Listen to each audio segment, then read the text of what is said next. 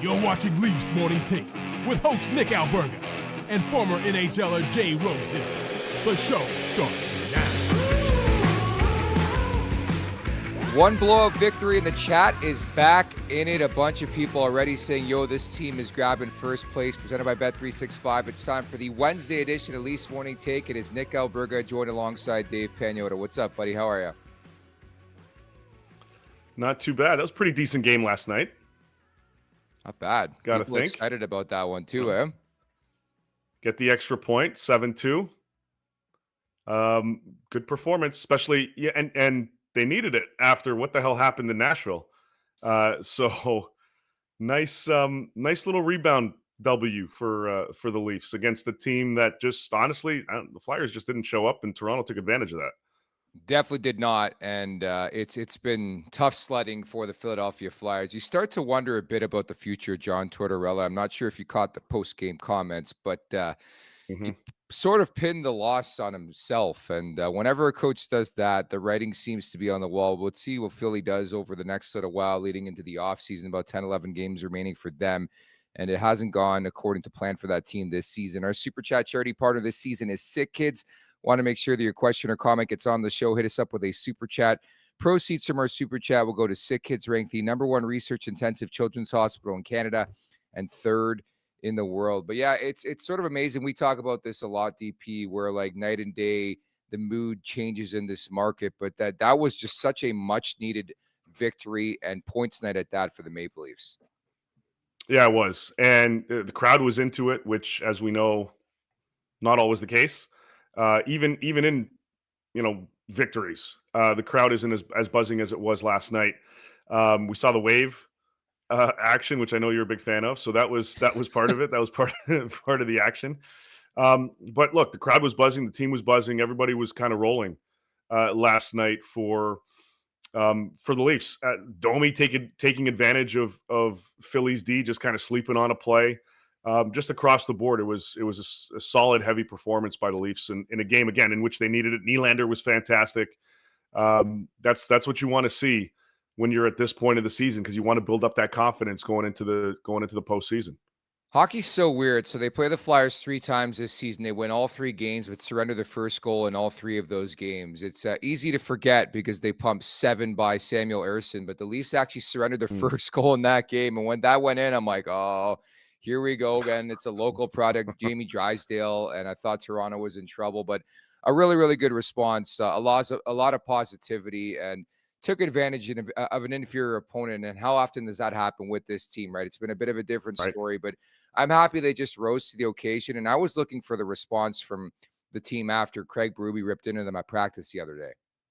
Yeah, well, as he should have. Like what we've seen of the Leafs in the past, previous seasons, have been against bottom feeder teams. The outcome was what we saw Saturday.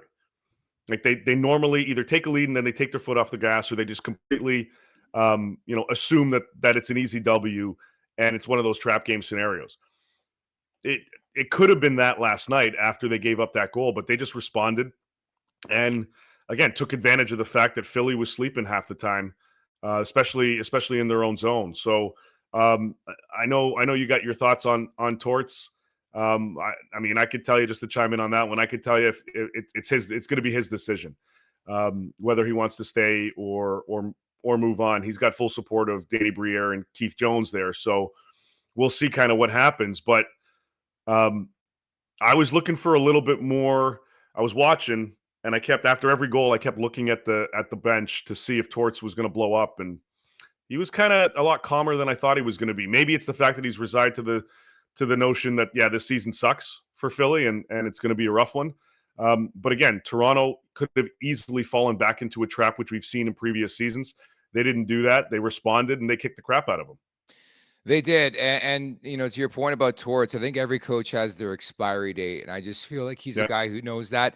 On top of that, I think he's a closer. He's not a guy who's going to deal with a rebuild, and the Flyers right now in a rebuild. And I think it would make the most sense if Torts wants to go somewhere else and try to win another cup. It's not going to be Philadelphia.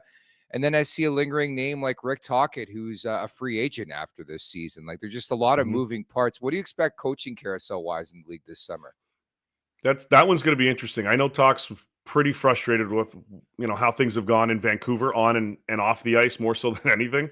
I don't know how much more drama he wants, quite frankly. They got a big decision to make this offseason in terms of how they're going to direct this team. They got to keep the captain happy. He's got a couple more years on his contract, and if Quinn gets pissed off and they don't treat him well, he can bolt. So that's going to be an interesting. And he told he's like, look, we'll talk about the contract after the fact. Let's finish off the season and go from there. I think you tweeted it last night. Like that's a good candidate. If I'm Philly, if I'm considering that type of change. Now, Torts could move up in the organization. He was part of their decision to kind of go through this rebuild. Or maybe he moves on somewhere else, or maybe he sticks it out until his contract's done. But if I'm Philly, and we know they love their former Flyers, I wouldn't be shocked if they take a swing at Tocchet if he does become available. Full disclosure, I was texting with David Boreanaz, who we had on the show yesterday, and he said I would love Rick Tocchet. So I said, okay, let's tweet it out. Yeah, well, they're boys, so okay, that would be yeah. That's probably why. Yeah, okay. He's boys with the Leafs coach too, so we'll see what happens here. But I don't think Chiefs going anywhere. But he's safe. But yeah, look, I think that's going to be he's going to be a hot commodity if he does decide to look at different options. I think we're going to see a few more changes behind the bench in a couple other markets.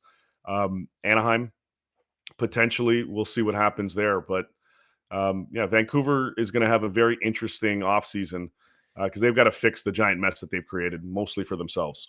Do you think Joel Quenneville factors into some decision making this summer? Possibly. It's still a dicey situation. I mean, not as dicey as it was before because Stan Bowman is obviously the GM of Edmonton. So I think there's going to be a little bit of extra runway for Q to kind of get back into this. But he's a similar kind of guy in terms of Torts, in terms of closing.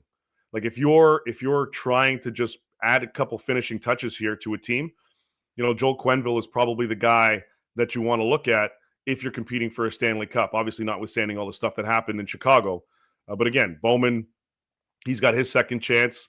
I wouldn't be shocked if some teams take a look at him this summer. New York Rangers, another team watching that game against the LA Kings. They're just so lifeless. They're so finished. The playoffs are there for the New York Rangers to take. And they just can't get there. And I anticipate some seismic change for that organization.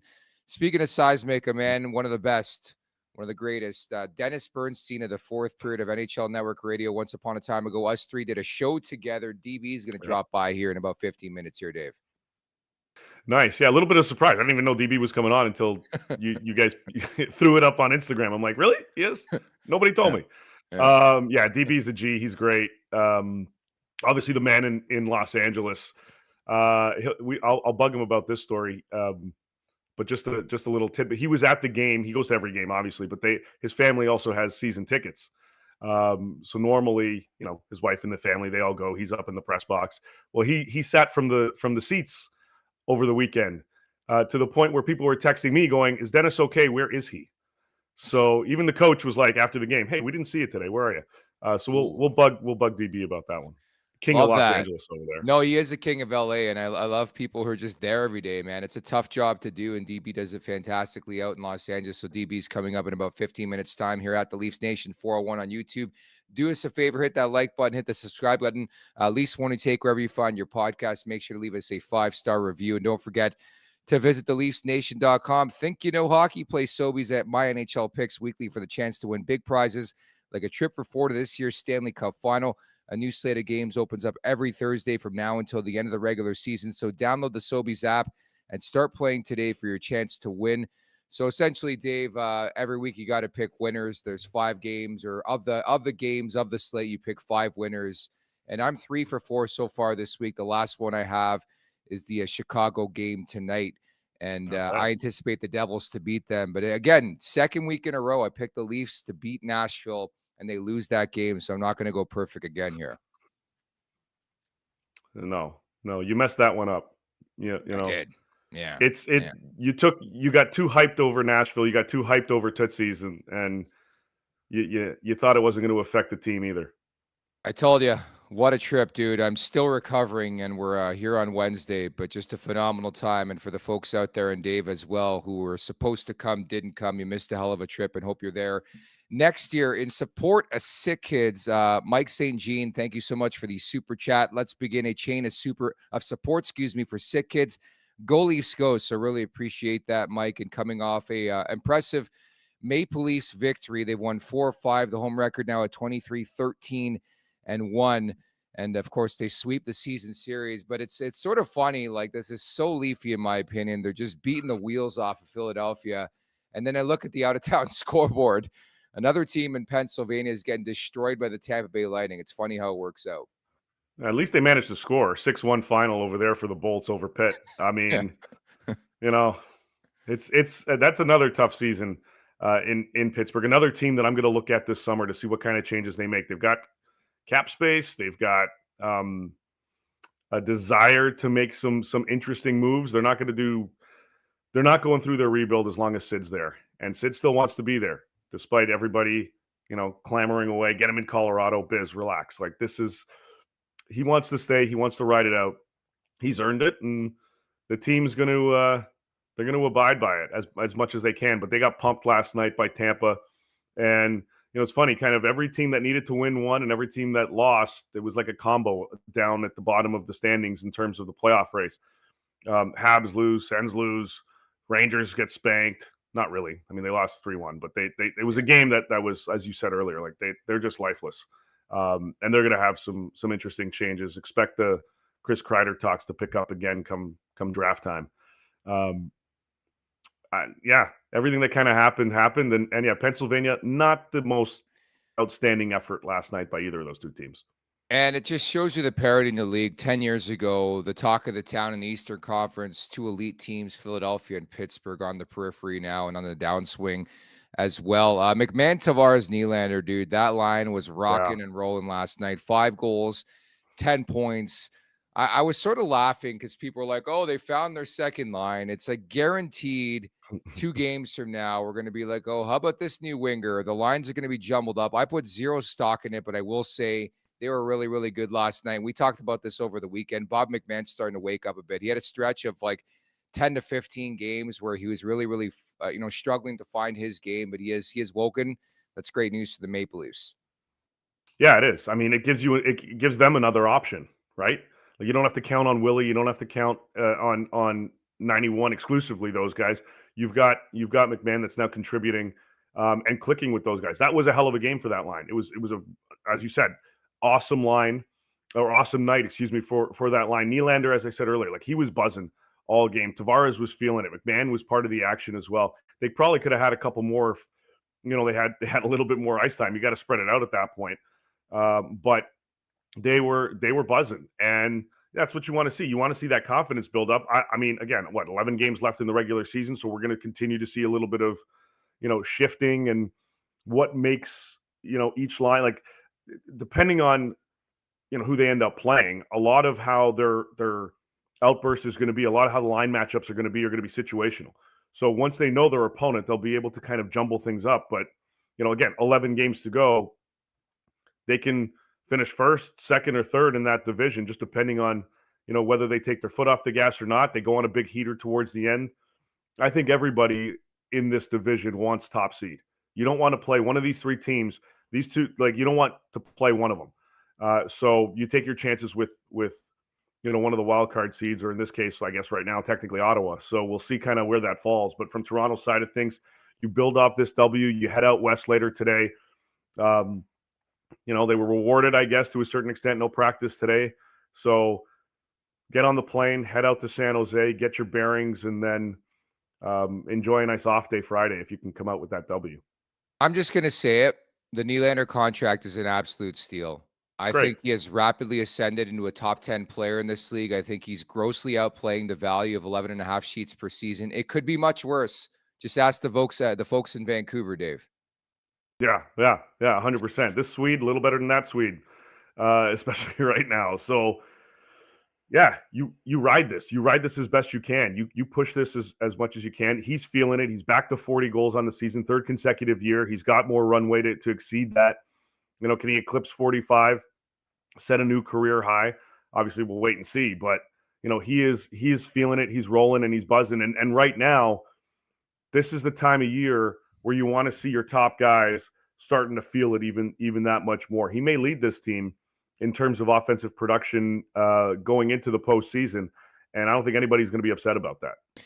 Third career 40-goal campaign for Nylander, and the more and more I watch this guy, the more and more impressed I've been ever since, I think, game one of his contract year, where he really took that next step, and people read a lot into it and said, like, what's going on here? This guy's turning into an absolute stud of a player, and he just has continued. Like, even signing the contract, I know he's had a blip for a couple games here and there, but he's just been so consistent, and I think you compare him to some of the other players on this roster.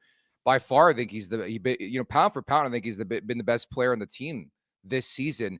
And I just think you look around the league at some of these contracts that have been handed out, not only this season, last season, the year prior to that one, where you look at value, I think it's a home run right now. I know it's relatively early on in this contract, but the way he's playing, the way contracts are trending with the salary cap going up, I think this is going to look like a really good deal, which is ironic, considering that's been the big story with these big boys the last 10 years is their contracts, right? Yeah. And it's market evaluation. What may seem like, holy crap, that's a big deal right now, in a few seasons is going to look like a beauty of a deal. And that's what we have here, especially now with the cap going up to 113.5 in 3 seasons. This is going to be nothing. This is going to be like, you're going to see second line guys making 10, 11 million bucks. Like, and he's I know he's on the second line, but he's a first line caliber player. Just with everything that he's been able to produce over the last few seasons, and especially this one, he's second in the NHL in goals with 40 now. The only other guy to do it behind Draisaitl, who's at 49 and he's hurt. And top 10 in scoring. Like, this guy is pushing it. And again, as I said, he's going to be leading this team offensively. Yes, you've got 91 and 34 and 16. And I guess 23 to a lower extent, but this guy right now, 88's the guy that you're hitching your wagon to. It's been an absolute monster. So has John Tavares, the I guess former captain, 2-2 last night, 10 goals in the past 13 games. He's 12 goals shy of 500. He has just been so consistent, so strong, and I could only wonder. Did you know that John Tavares right now, out of all the guys who are slated to become UFAs, has the most goals? Like, if John Tavares wanted to go to market, I think you get a deal that grossly exceeds the one he'll likely get in Toronto. Do you agree? Probably.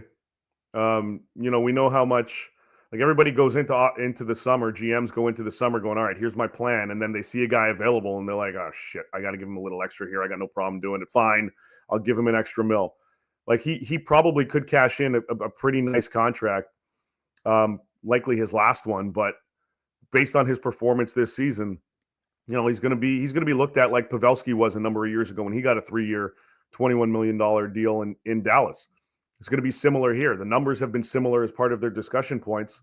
So whether it's here or somewhere else, maybe he gets even more. We'll obviously, we'll see what he wants to do. He prefers to stay here, and I don't want to get ahead of anything, but the way he's playing, the way he's trending, both him and Mitch are going to have plenty of options if they hit July 1. Well, even if, like, let's say like a Nashville steps up or a Dallas, like just spitting a team with no state tax steps up and gives you like what did Stamkos get last summer? Do you remember? I think it was 7.75, something like that. I think it might have even been 8. No, I don't remember off the top of my head, but something along those lines. Yeah. I mean, he was in Tampa, so he could have been, True. He could have been the same there. But they didn't want to give him those kinds of dollars. They lowballed the shit out of him. So I understand why he moved on, and explored, and then ended up in Nashville, and things haven't worked out. No. But there are going to be a lot of teams that are going to be looking to make some moves. Like, Utah's willing to spend.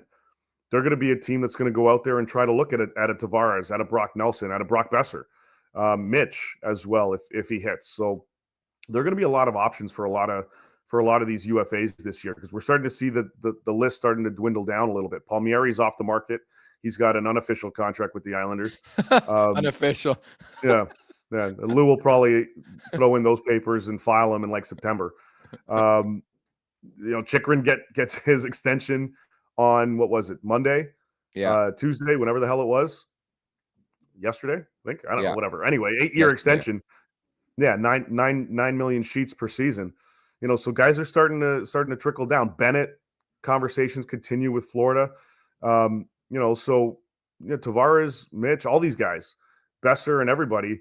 Like this might look like I feel for Brock Besser in Vancouver because he wants to stay, but they've dicked him around so much with respect to that contract.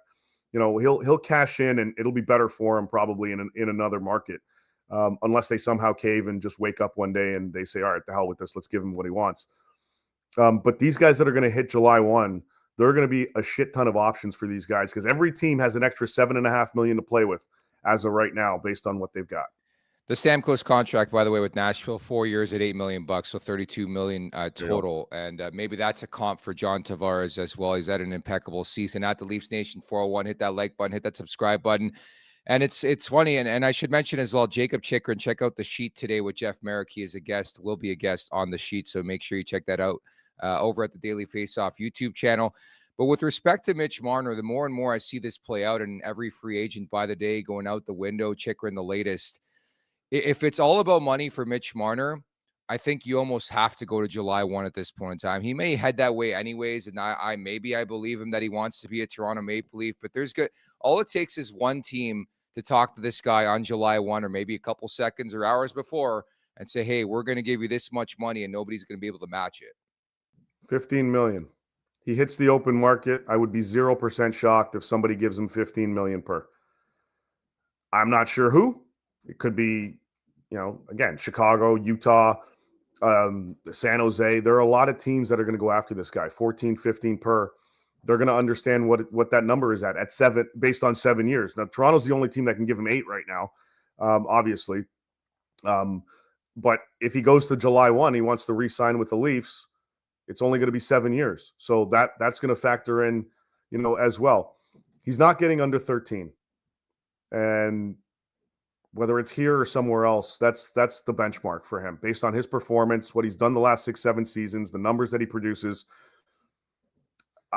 I know everyone's going to, yap about playoff performance and this and that. If you look at his numbers, he's, I think, ahead of Austin and Nylander in the last little stretch by only like a point or two, but on par with that level. So he's going to cash in.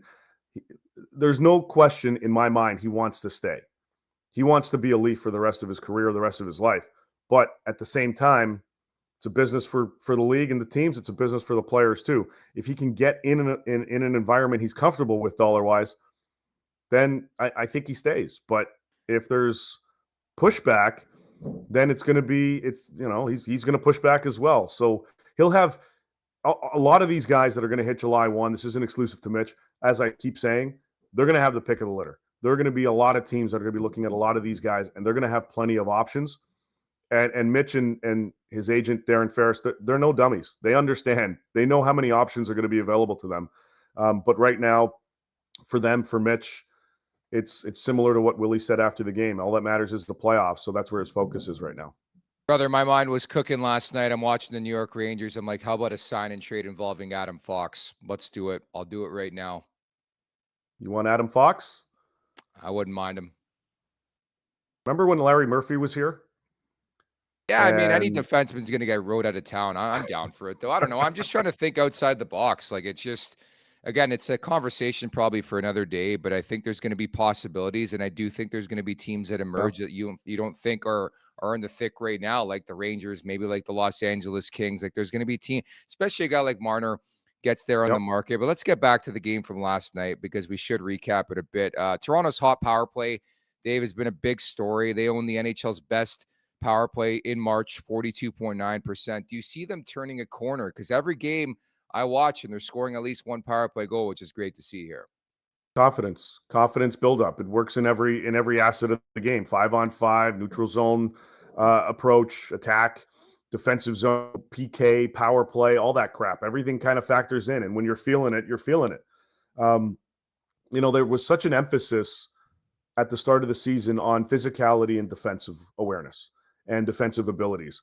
And I kind of anticipated second half of the season, maybe they would allow, the coaching staff would allow the guys to exploit their offensive capabilities a little bit more. It's happened a little later than I thought, but it's happening. And with the guys that they have on this roster, you can criticize the power play all you want from an overall perspective on the season. With the quality of players they have, it was only a matter of time before it started to click a little and started to get going.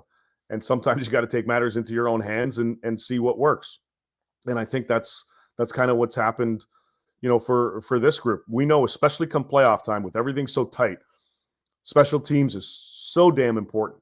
Mm-hmm. Once you hit game 83 and on, it is ridiculously important. Then we start to see, as the playoffs move on, teams start to clamp down a little bit and are a little bit more responsible, trying to not get a penalty and get on the disadvantage and give the other team that extra opportunity. So if it's buzzing now, this is kind of like practice mode, so to speak, over the next 11 games. Maximize it right now. Get the confidence going when you're on the man advantage, because you're not going to get many chances come playoff time. But when you do, you better be sure you can capitalize on it.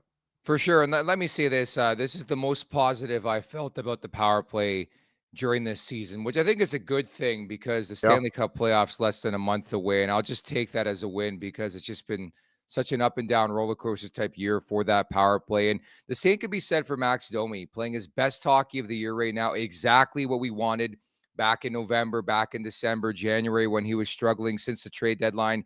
3 goals, 2 assists. And I'm sure you like my tweet about him playing with some piss and vinegar as well. But it's just a different Domi, man. Like, he's scoring goals. He's setting up plays, using that speed. He's been very ferocious on the forecheck. Exactly what I want to see. And maybe it gave him a bit of a kick in the pants when they acquired Scott Laughton here. Yeah, I mean, whatever it's been, whether it was that, whether it was just a face-to-face with himself in the mirror, whatever it's been, whatever's lit a fire under his ass is working.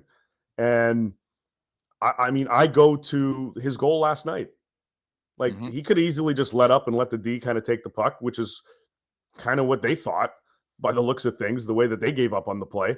But, he sped up his game. He sped up his overall performance, and he took advantage of the situation and finished. Like, you're not doing that if you don't have a little bit of extra confidence, a little extra pep in your step. And Max has had that in the last few weeks here. And that's what you want to see. That's what you've wanted to see all season, from him. He's had spurts and little up and down moments. But this is a stronger stretch for him. And if he can keep that going in playoff time, that just bodes that much better for the Leafs' chances, once we hit round 1 and on from there. Because you want to see these guys going. And at the same time, with, we know what the top line is. If the second line now with McMahon on it can stay consistent, now you've got 3 and 4 that can provide a little extra potency. And that's going to be really important. Obviously, we know how much the bottom 6 means come the playoffs. If these guys are rolling, that's just that much better for this team, for the coaching staff. It gives them more options. It's confidence on the ice. It's confidence behind the bench too. Now, Chief and the guys feel a little bit better. They know where to put these guys in situationally, throughout the course of the game come playoff time. And that's good. So Max is, look, as I said, whatever the hell it worked, whatever the hell he did, it's just been a bonus so far. It's all about the ideal fit, too. It's hilarious. We were joking on this podcast how when they acquired Scott Laughton, I said, just wait. He's going to be off as third line C in like 2-3 games. And yeah, he's nowhere to be found when it comes to the center ice position right now. But we'll see if that changes over the next little while. I'm giving lots some time to breathe here in Toronto. They played 9 games with Scott Laughton in the lineup, by the way. They won 5 of those games and goes pointless again. But at some point in time, he's going to pick up a point. We're going to be fired up. He's going to go right to his legs and give him some confidence. The following interview is brought to you by Charm Diamond Centers. Get custom ring building delivered in less than 4 weeks with the Charm Masterpiece program and an unbeatable pricing policy. Charm Diamond Centers is proudly Canadian-owned and operated since 1972 with more than 85 locations across the country through Charm and their sister brands. For more information, go to charmdiamondcenters.com. As we bring in today's guest, a legend in these parts. It is Dennis Bernstein from NHL Network Radio, and of course, doing great work wherever he is these days. How are you, bud? Doing great. Great to see Dave with a new microphone and a cowboy tuxedo on this morning. Yeah, Dave, what was the style choice on that? Like, let's do a podcast, put my Canadian tux on, eh? Yeah, that was pretty much it. That was, now, you know what? I opened up the closet and I'm like, I haven't worn this crap in a while. Let's throw this on here. Why not? Great Nothing's job, changed, boys? Back together. I mentioned once upon a time ago we did a show together, and it was just like constantly chirping Pagnotta. And Dennis, guess what? Dave was late today. Shocker. No, shocker. No. Hold on. I was early, but there was an equipment malfunction. An equipment malfunction. Oh, Yes. right. Did you mute your microphone? No, the microphone. Like you do every week on Hot Stove? No? Okay. Kind of. Sometimes. No, not every week. I've been better this season. Yeah, okay. Couple Some weeks ago. things never change. Choice. Boys. The choice. Great, yeah, great to have you, bud. Great to talk puck with you once again. And we're just we're piggybacking off this 7-2 win for the Maple Leafs last night. But curious as somebody out of market, what's your view on this Maple Leafs team right now? Well, the thing you guys, I caught you guys talking about Laughton. Like, you got to give the guy time. Kuzmenko came in and did nothing in his first 6 games here in LA, and now he's set the power play on fire. He's starting to get points and get goals and being more comfortable. Guy, it takes time. And that's why you trade for a guy at the trade deadline, Nick, to give him 20 games to get used to his role and a new surroundings and a new coaching staff and a new system. So the Leafs, look, it's a toss-up. Like, they could win the division. They could be 3. They're still a dangerous team, right? But the bottom 6, the defense, the goaltending, what's going to happen in the postseason. But they're as good as Florida. They're as good as Tampa. And they're a dangerous team. And not for nothing, your boy Tavares has been fantastic. He really has. I mean, with all the, not criticism, but, he's not a lesser player, but there's a tier of players, and he's the second tier, but he's been fantastic for them. So it's going to be an entertaining game on Saturday here for Hockey Night in Canada. But, it's going to be a struggle for the Leafs to score against the Kings, because at home, nobody seems to score against the Kings. They did it again last night. They won 3-1, and they have, 15 straight games where they've gotten a point here in LA. But, look, I think it's wide open, because I don't know about the Capitals, to be honest with you. Look, they've done nothing wrong. And here's the thing.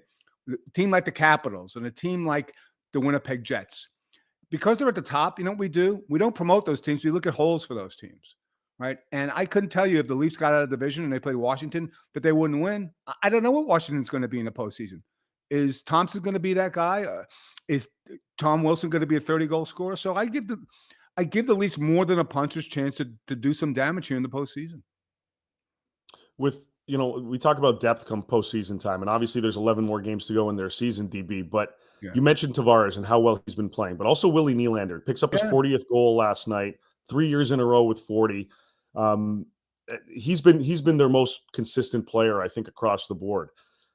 When you've got a line like that rolling, and then you've got a line like Matthews, Nyes, and Marner that you have to worry about, does that make things for a team like LA that's so strong defensively?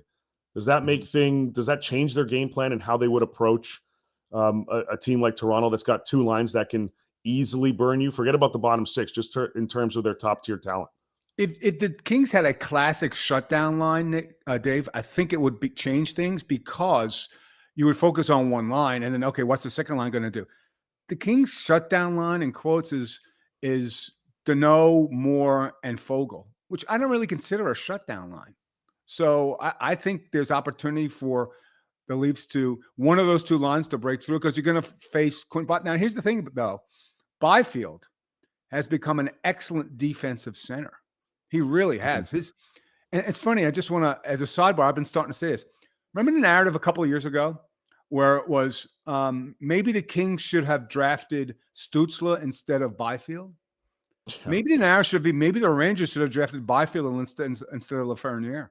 So I think there's opportunity for the Leafs to one of those 2 lines to get going in the game. But here's the thing. When I asked Trevor Moore last night why the Kings are so comfortable in playing close games, and they've played a lot of close games. Don't get me wrong. This is not an overpowering offensive team. The first word out of mouth was Darcy. Darcy Kemper is not going to win the Vezina, but he might be a finalist. He might be. Look at his numbers. He's been great for this team. He's bailed them out a lot of games where they've played close games. He's given an opportunity and chances. So if the Leafs are able to win a matchup on the line, Dave, the last line of defense, Darcy Kemper's been great for them. So it may not be a 4-3 game. It may be a 3-2, 2-1 game. And maybe that's what the Leafs are going to have the mentality coming into the game. I think with respect to Chief, I think it's not going to be a wide open game. It's not. They don't at home here.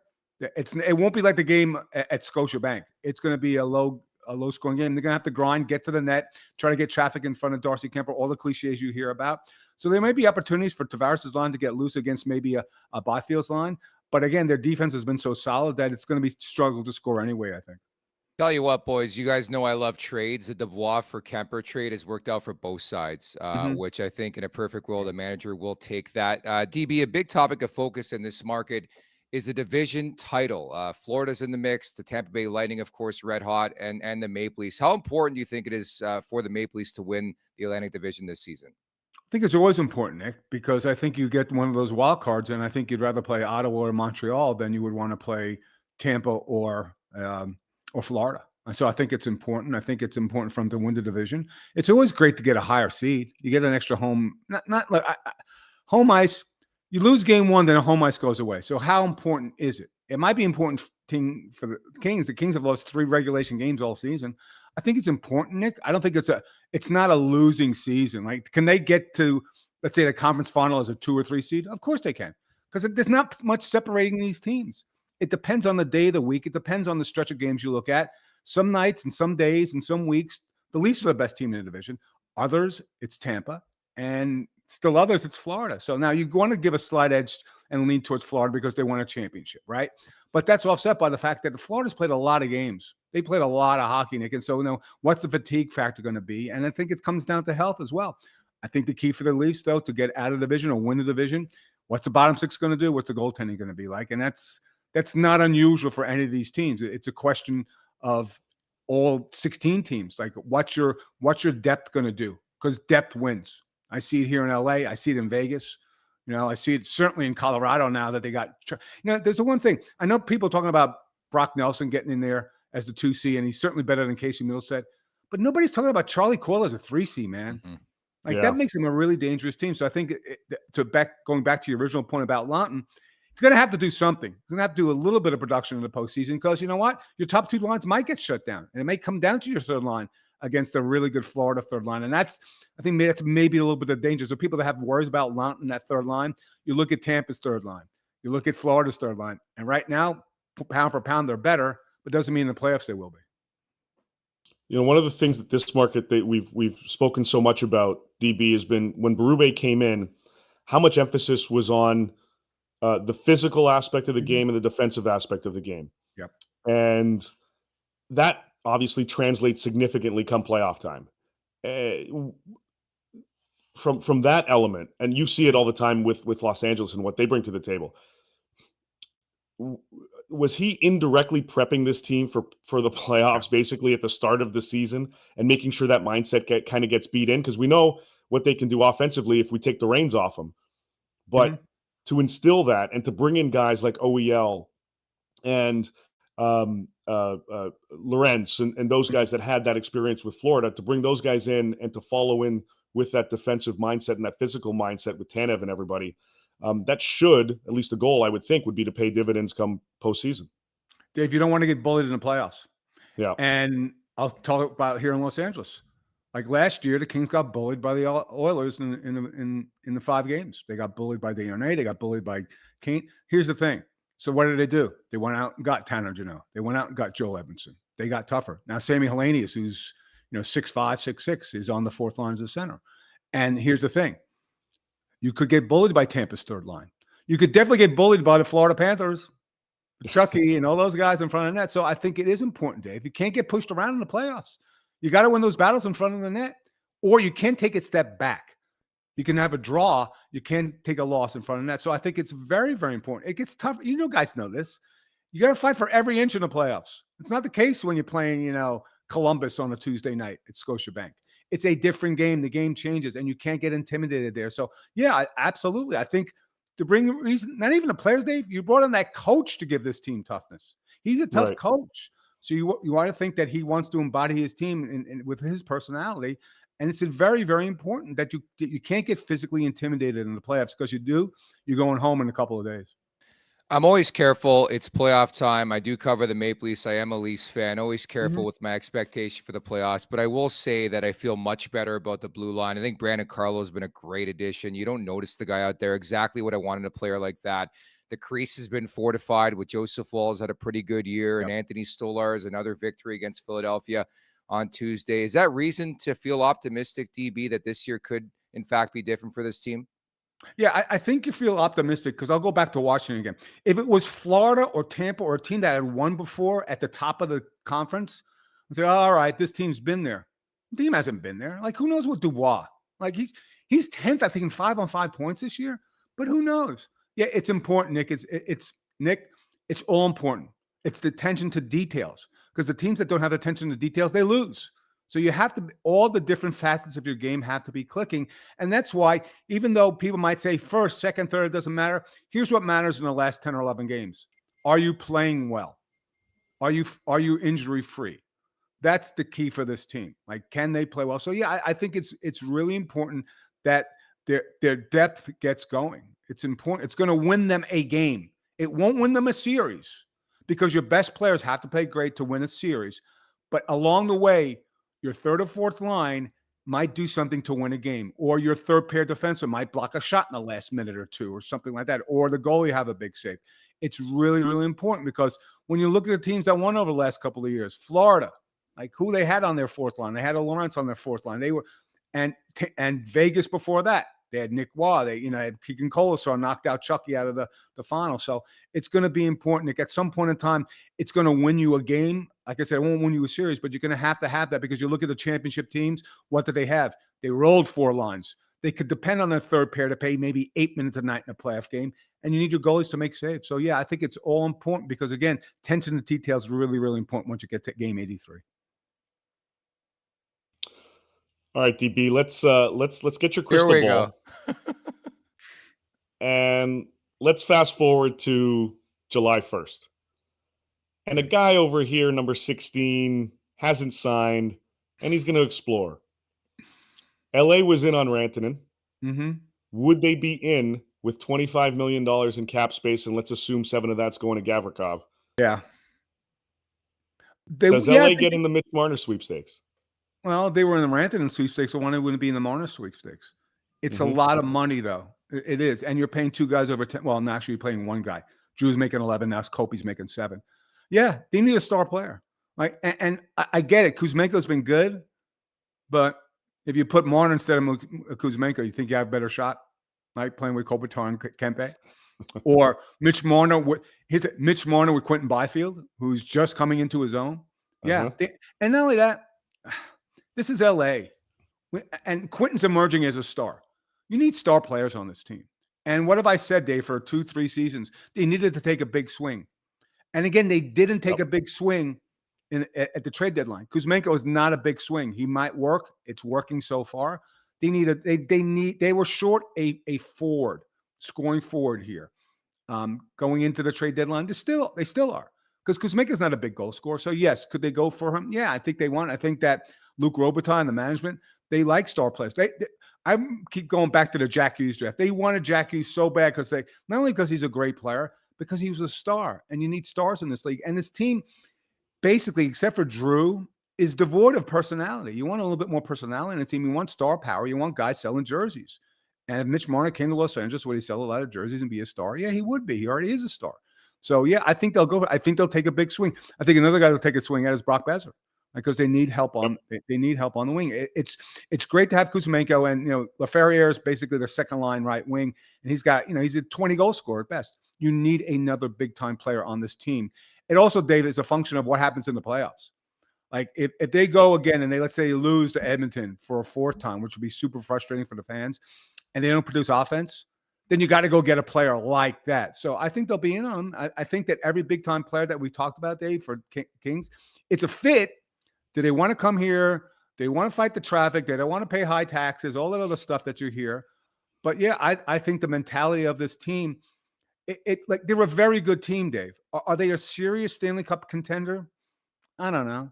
Would this team be a serious Stanley Cup contender with a guy like Marner? They would. So I think they could do it. I think they have the cap space to do it. They may have to move a player out, maybe a Phil Deneau, but they could do it. And I think it's time they did it.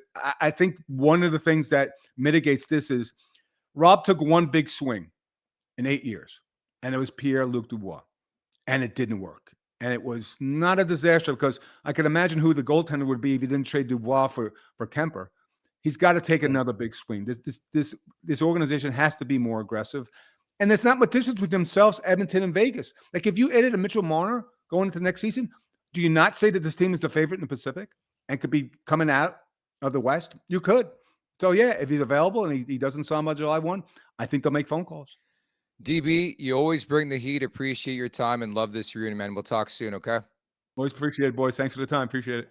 Anytime. That is Dennis Bernstein for the fourth period in Sirius XM NHL Network Radio. And always a fascination. I think any team, most teams, if a guy like Mitch Marner gets to July 1, they're going to be interested. But the Kings would make a lot of sense to me. Yeah, well, he's what they need, as DB was saying. They need somebody, and they were looking for a right shot guy. Kuzmenko's playing the left right now, but they need somebody like that. I think the backup, if these guys hit July 1, I think for LA, I think DB was bang on. The backup is Brock Besser, but the top guy is going to be Mitch Marner. Mitch, as we talked about, he's going to have the pick of the litter. He hits July 1. Mm-hmm. He can go pretty much anywhere he wants. Now, does LA want to give him $14 million? I don't know. I think they understand what the cost is going to be. If they were going to give, 14 or whatever it was for Rantanen, I can't see why they wouldn't for Mitch, but I figured I'd throw that out there and spice things up a little.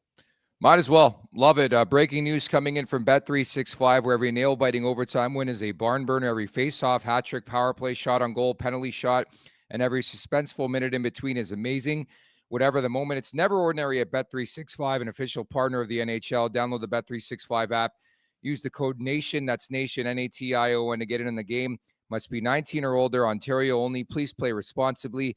If you or someone you know has a gambling problem, visit ConnexOntario.ca. Anything you like tonight? A couple of juicy matchups. Of course, the Oilers missing a couple of stars. I might look at Mikko Rantanen, shot prop, or anytime goal for the Dallas Stars. But the game I will be glued in on, the Islanders hosting the Vancouver Canucks. And, everything we talked about the standings yesterday, if the Islanders can win that game, they'll be looking pretty good right now in the Eastern Conference standings, won't they?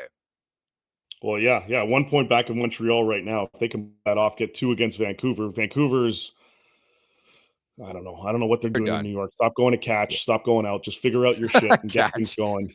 Like these guys, there's an opportunity here for them to get back into the swing of it. And I don't know what's the hold up with that team.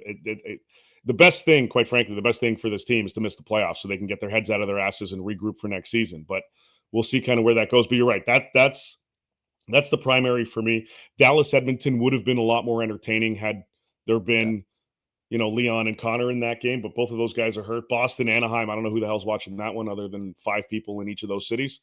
But that's the big one. For me is Vancouver and the Islanders. And I'm taking the Isles. I'm taking the Isles on that one on the money line for sure. And the guy but not really with a contract, Kyle Palmieri, to light it up after what happened the other night.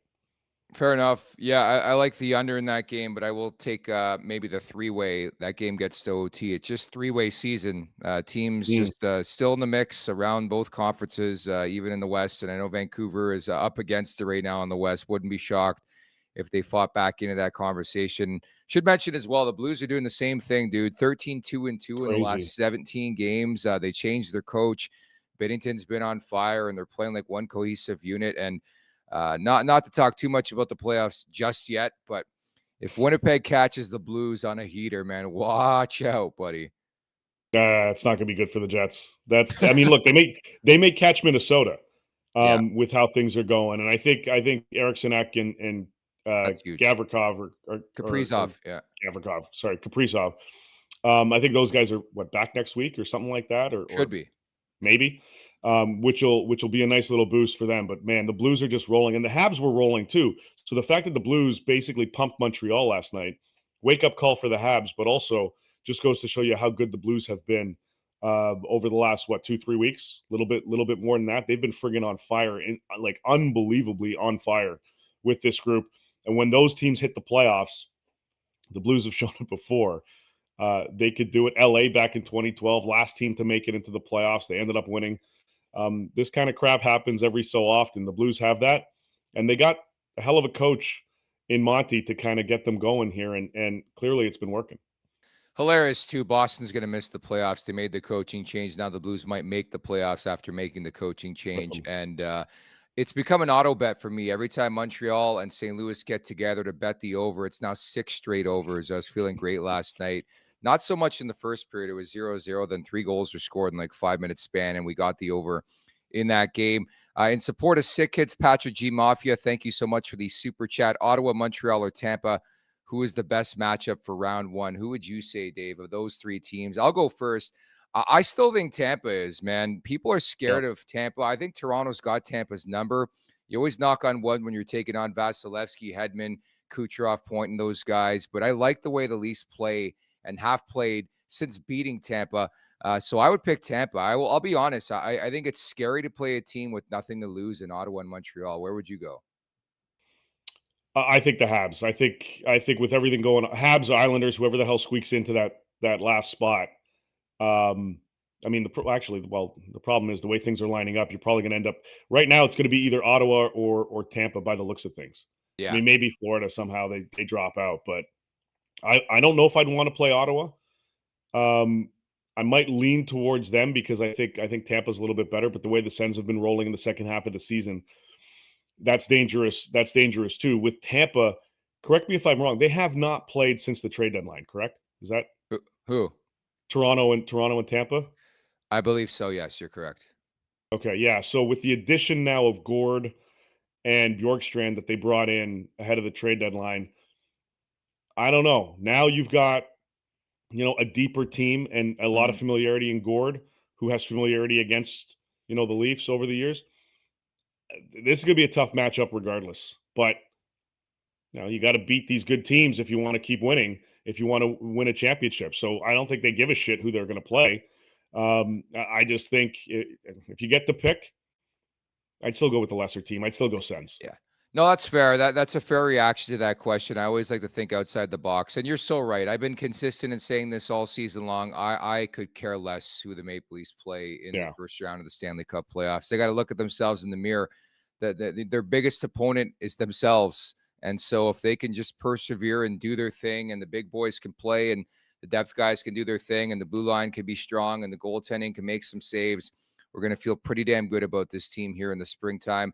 I feel pretty good about you, Dave. I love the Canadian tuxedo today. Thank you so much. You killed it, bud.